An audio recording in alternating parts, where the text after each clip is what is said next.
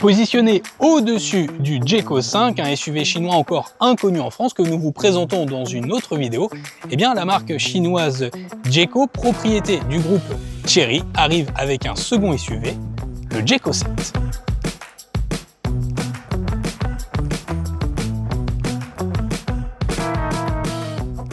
À l'instar de son petit frère, le Jeco 5, difficile de ne pas voir là aussi une inspiration directe au code stylistique de Range Rover. Et il faut dire que cette inspiration du design porte ses fruits pour Jeco quand on voit les chiffres de vente réalisés par le Jeco 7 outre-Manche. Il mesure 4,50 m de long pour 1,87 m de large sur 1,67 m de haut, des proportions qui rangent ce Jeco 7 dans la catégorie des SUV du segment C.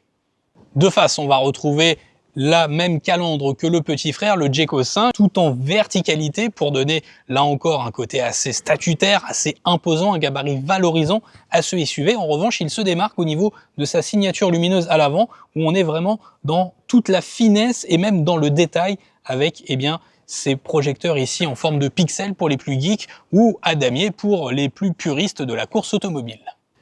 Et sur l'arrière, on va retrouver une signature lumineuse qui, là encore, rappelle volontiers ce que l'on retrouve au catalogue actuel de Range Rover. Et puis, remarquez aussi que Jeco n'a pas résisté à la mode du bandeau lumineux qui va relier les deux optiques arrière. Et à noter, cet élément contrastant ici gris qui vient donner un petit côté baroudeur, très anglais, là encore, peut-être, à ce Jeco 7.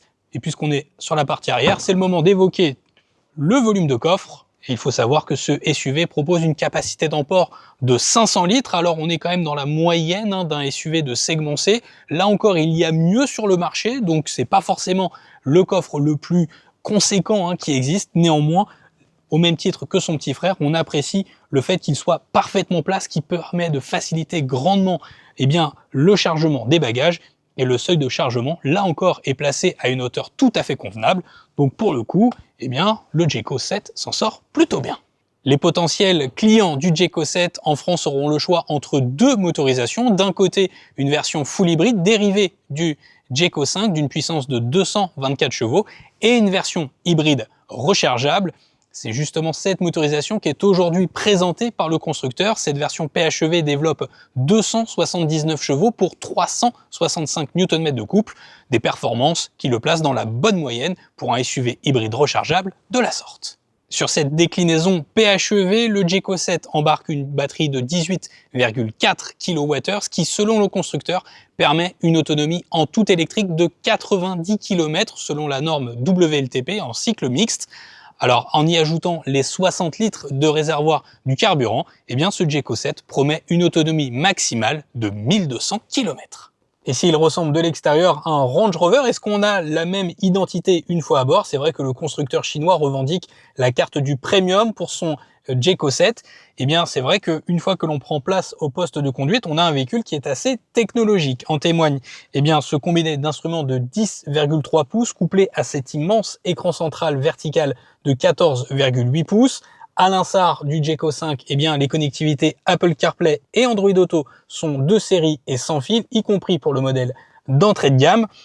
Même chose pour la vingtaine d'aides à la conduite qui sont fournies de série dès l'entrée de gamme, ça c'est la loi qui l'impose.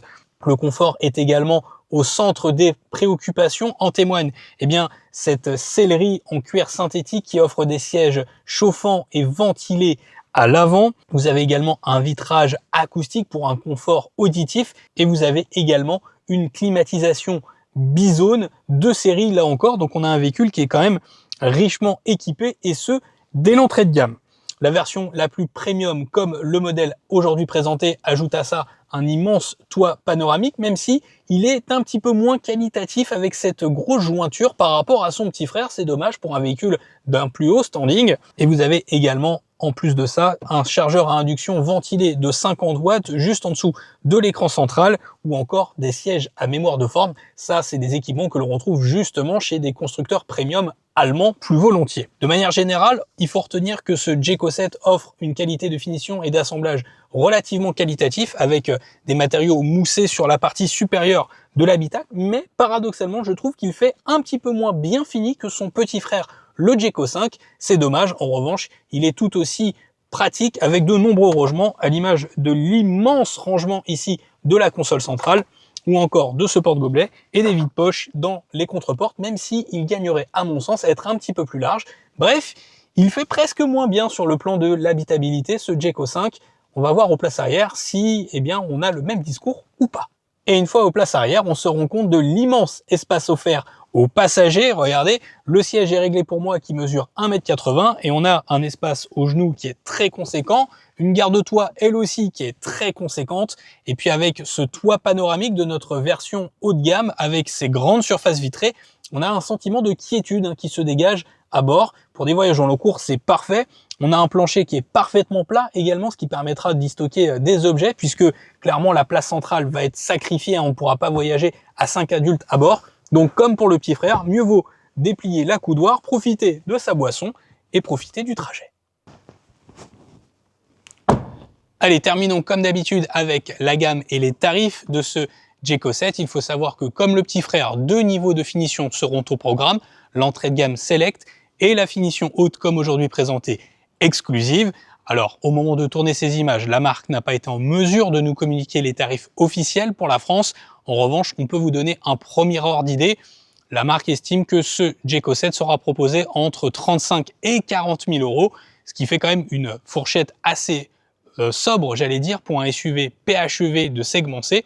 Et ça pourrait peut-être lui permettre d'aller chercher, d'aller titiller des concurrents bien implantés, des concurrents nationaux comme un Peugeot 3008 ou un Renault Austral par exemple, sans oublier que ce Jayco 7 est lui aussi garanti 7 ans, ce qui fait un argument de vente indéniable. Sur ces bonnes paroles, il ne me reste plus qu'à vous remercier d'avoir regardé cette vidéo jusqu'au bout. Comme d'habitude, si ce n'est pas déjà fait, on s'abonne, on laisse un like et un commentaire sous la vidéo et je vous retrouve très prochainement pour de nouvelles vidéos. Ciao!